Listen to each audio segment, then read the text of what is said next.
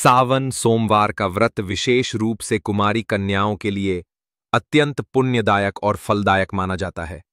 यह व्रत भगवान शिव को प्रसन्न करने हेतु किया जाता है ताकि जीवन में एक उत्तम, सद्गुणी और समझदार वर प्राप्त हो। मान्यता है कि मां पार्वती ने भी शिवजी को पति रूप में प्राप्त करने के लिए वर्षों तक कठोर तप किया था। उन्होंने जंगलों में रहकर उपवास, ध्यान और साधना की। उनकी इस तपस्या से प्रसन्न होकर शिवजी ने उन्हें पत्नी रूप में स्वीकार किया। इस पौराणिक प्रसंग को ध्यान में रखते हुए आज भी अनेक कुमारी कन्याएं सावन में सोमवार का व्रत रखती हैं और शिव पार्वती की पूजा करती हैं। शिवलिंग पर बेलपत्र, जल, दूध और अक्षत अर्पित किया जाता है। कहा जाता है कि जो कन्या पूरी श्रद्धा और विश्वास से यह व्रत करती है, उसे शिव जैसा पति मिलता है, जिसमें धैर्य, करुणा, संयम और कर्तव्यपरायणता जैसे गुण होते हैं। यह व्रत केवल विवाह की कामना नहीं, बल्कि जीवन में सच्चे प्रेम और सात्विकता की भी कामना से जुड़ा होता है। सावन का व्रत केवल भौतिक इच्छाओं की पूर्ति का माध्यम नहीं है, बल्कि यह आत्मा की शुद्धता और मानसिक बल को बढ़ाने का एक आध्यात्मिक अभ्यास भी है।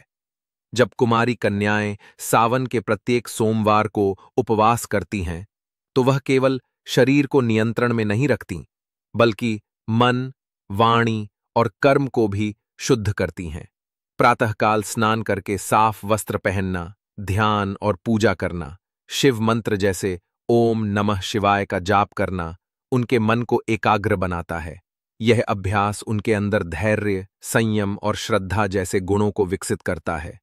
व्रत के दौरान सात्विक आहार या केवल जल व फलाहार लेने से शरीर हल्का होता है और ऊर्जा आध्यात्मिक कार्यों में लगती है।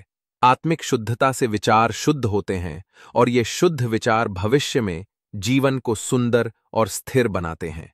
यह व्रत मानसिक विकारों जैसे क्रोध, ईर्ष्या और मोह से मुक्ति दिलाने का भी मार्ग है। सावन के महीने में हरे रंग का विशेष महत्व होता है। यह रंग केवल सुंदरता का प्रतीक नहीं, बल्कि प्रकृति, जीवन और सौम्यता का द्योतक है। सावन का महीना जब धरती को हरियाली से ढक देता है, तब हरे रंग का वस्त्र धारण करना मन और शरीर दोनों को नई ऊर्जा से भर देता है। वास्तुशास्त्र में हरे रंग को संतुलन और ताजगी का प्रतीक माना गया है। यह रंग हृदय चक्र, हार्ट चक्र को सक्रिय करता है, जो प्रेम, करुणा और आत्मीयता से जुड़ा होता है। कुमारी कन्याएं जब हरे वस्त्र पहनती हैं, तो वे स्वयं को प्रकृति और देवी पार्वती से जोड़ती हैं। हरा रंग पार्वती माता की कृपा को आकर्षित करता है, क्योंकि यह रंग मातृत्व, सृजन और सौभाग्य का प्रतीक भी है। इसके अलावा यह रंग आंखों को शांति देता है, तनाव कम करता है और मन को शीतलता प्रदान करता है। अतः सावन में हरे रंग का उपयोग केवल परंपरा नहीं, एक आध्यात्मिक साधना का हिस्सा है। सावन के सोमवार में कुमारी कन्याओं द्वारा किया गया हरा श्रृंगार केवल सौंदर्य के लिए नहीं, बल्कि एक भविष्य की कल्पना और श्रद्धा का प्रतीक होता है। जब कन्याएं हरे वस्त्र पहनती हैं, हरे रंग की चूड़ियां, बिंदी, बाली, मेहंदी आदि धारण करती हैं, तो वे स्वयं को पार्वती स्वरूप मानकर सजती हैं। यह श्रृंगार उनकी उस आंतरिक भावना को दर्शाता है कि वे भविष्य में एक आदर्श पत्नी बनेंगी, संयमी, सजीव और श्रद्धावान। श्रृंगार करना केवल बाह्य रूप से सजना नहीं, बल्कि उस मानसिक भाव को प्रकट करना है जिसमें वे जीवन साथी के प्रति समर्पण, प्रेम और सहयोग की भावना रखती हैं।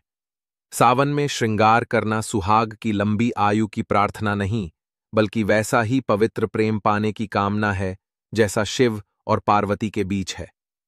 हरे रंग के इस श्रृंगार में एक प्रकार की ताजगी, आस्था और सजीवता होती है, जो हर कन्या को एक दैवीय तेज प्रदान करती है। हरे रंग का उपयोग केवल शरीर पर वस्त्र या श्रृंगार तक सीमित नहीं होता, ये पूरे वातावरण को भी ऊर्जा और शुभता से भर देता है।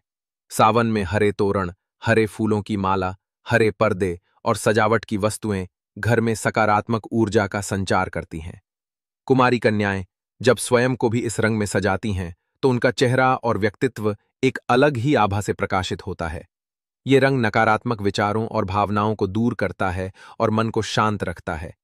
हरे रंग का संबंध पृथ्वी तत्व से होता है, जो स्थिरता, आधार और सुरक्षा का प्रतीक है। इसलिए सावन में इसका उपयोग जीवन में स्थायित्व, आशा, प्रेम और स्थिर ऊर्जा को आकर्षित करता है। व्रत के साथ जब कन्या इस रंग को अपनाती है, तो वह स्वयं को प्रकृति के निकट महसूस करती है और एक आध्यात्मिक जुड़ाव का अनुभव करती है।